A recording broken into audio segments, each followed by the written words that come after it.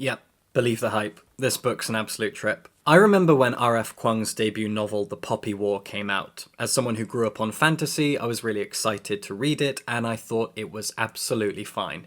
It wasn't a bad book by any means, there were aspects of it that I absolutely loved, but I didn't enjoy it wholly enough to continue with the trilogy.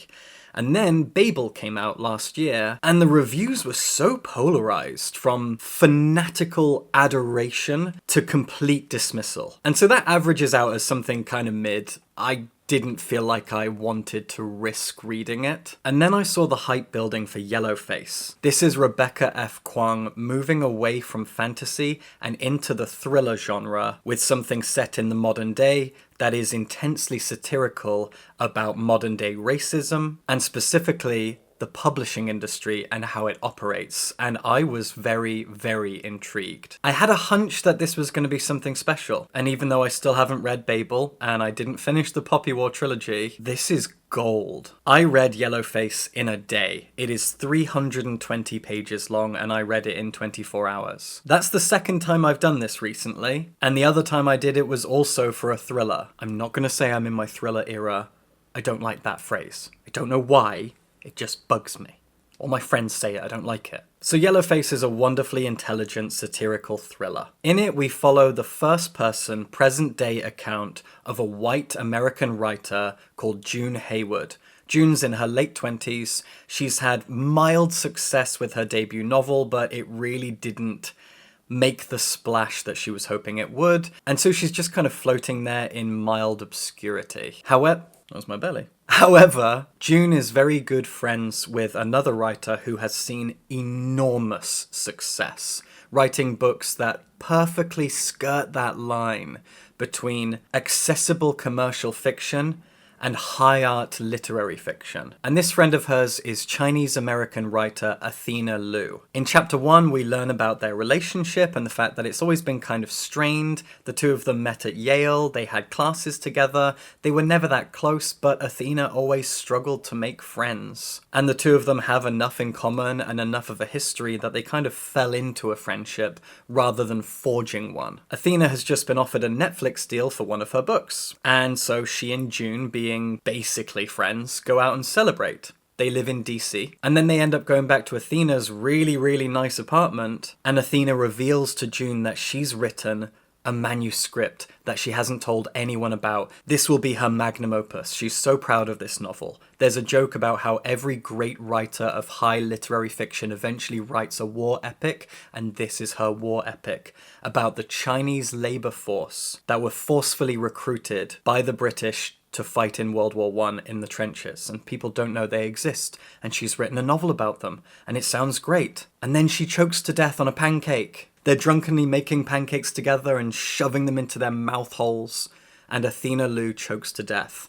And June really tries to save her. She uses the Heimlich maneuver, she calls an ambulance, and it's not enough. She chokes to death on a pancake. And chapter 1 ends with June having left after all of this kerfuffle, police and ambulance and blah blah blah, all these things happening. Hours and hours go by. She's been asked questions and she's been coddled to make sure that she's emotionally okay. And it turns out that she stole her friend's manuscript and it's in her bag. And what she does from there is the focus point of this novel. She reads it.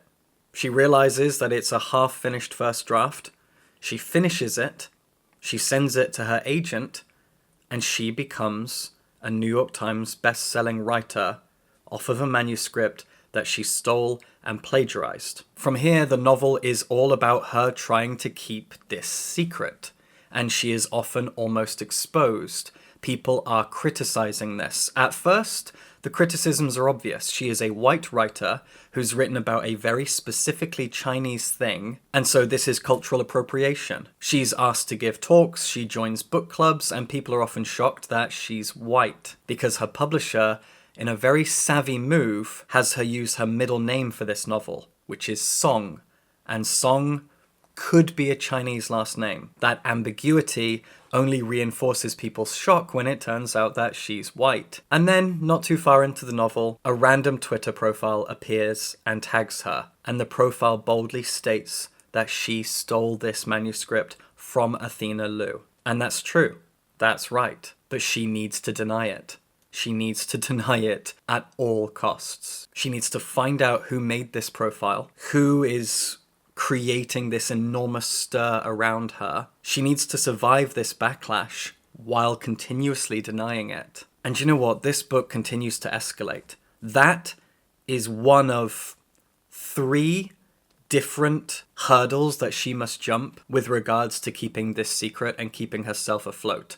The book really moves at a breakneck pace while going up and down into valleys of calm before it peaks up into some other controversy, moments of mass social hysteria around her book. She is cancelled repeatedly. And what's fascinating is she's a bad guy.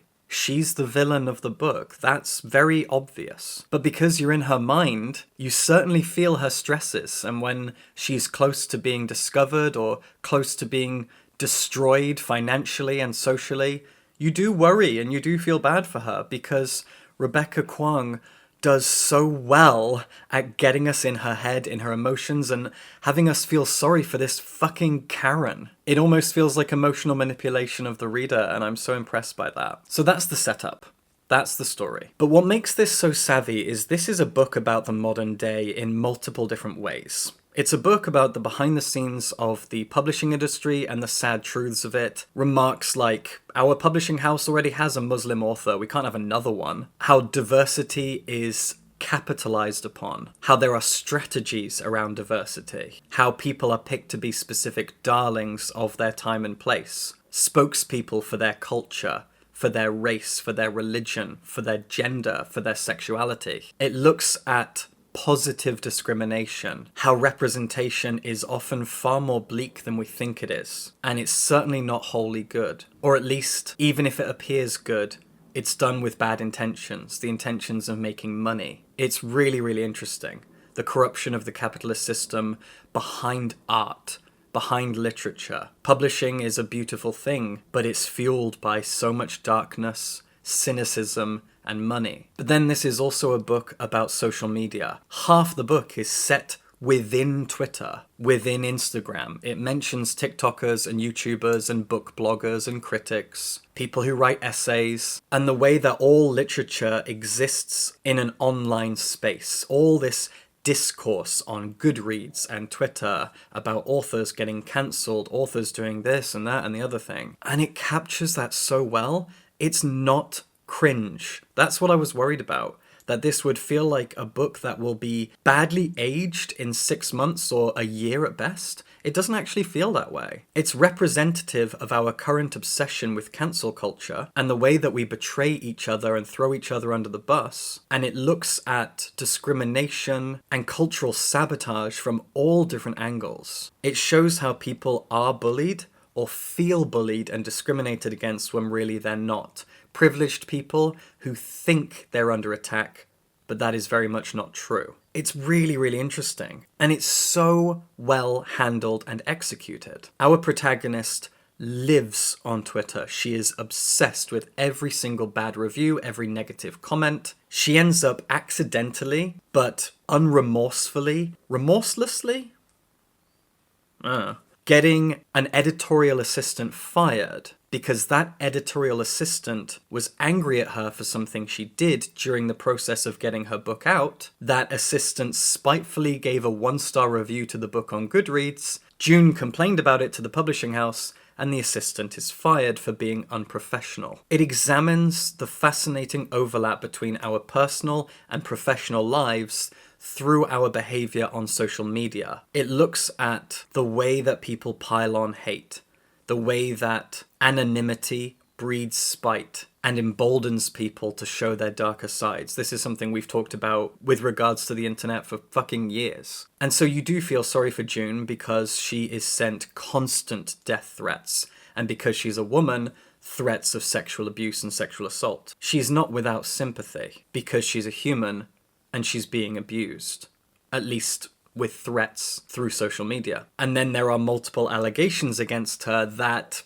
happen to be true, but do the people making those allegations know that, or are these empty threats?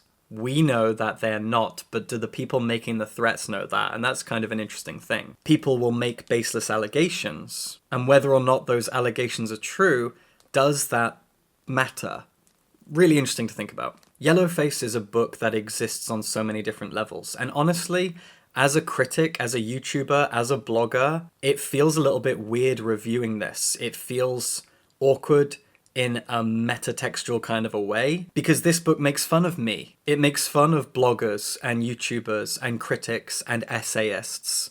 And I'm all of those things. We're all part of this industry in one way or another, and none of it is safe from Rebecca Kwong's satirical, savvy, angry words. And I love that. I really respect that. It almost feels like reviewing this book is falling into her trap. Her satirical trap of exposing the darker side of publishing, the evils of social media, and most importantly, the ways that white people interact with the works of ethnic minorities, how straight people interact with queerness, how white Christian culture interacts with the cultures and religions of other places and people. I could go on. And the way that June is written as a person who reveals herself more and more to be a twisted, arrogant, selfish, entitled, white American woman, it's so engaging. Because Kwong allows you and encourages you to feel sympathetic for her, but you also see the truth behind her white privilege. You're moving in this perfect parallel.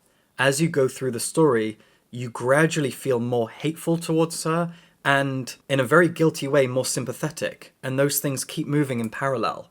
That is incredible plotting, character writing, pacing, and revelation writing. In so many ways, this is such an exquisitely well-plotted and paced novel, with perfect payoffs, multiple perfect payoffs. This is a book that's very clearly written in 3 acts, and each of those acts has an incredible resolution, and then we dip into quiet before the next thing happens.